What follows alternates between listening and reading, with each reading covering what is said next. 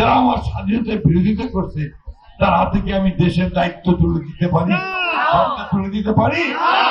ওগুলো বিকাশ নাম্বার কাউকে দিবেন না। এগুলো সমস্ত হচ্ছে আপনার ভাওতামি, ধান্দাবাদ।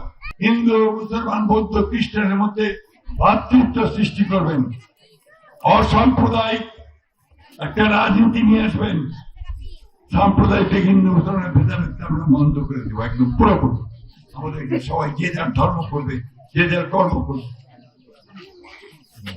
ধর্ম যার যার, রাষ্ট্রটা সবার, ঠিক না?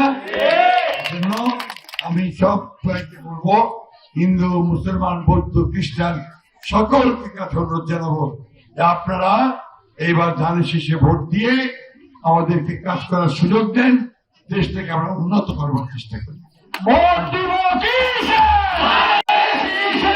বন্ধুগণ, এই গত 15-16 বছরের দেশটা অনেক ক্ষতি হয়েছে।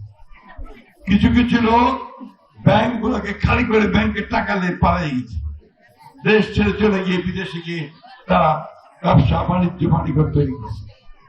আমাদের ব্যাংক গুলো শূন্য হয়ে গেছে। আমি বললাম ফোকলা হয়ে গেছে, ঠিক না? আমি আমার বক্তৃতার সময় সেই কথাটা সবসময় বলতাম।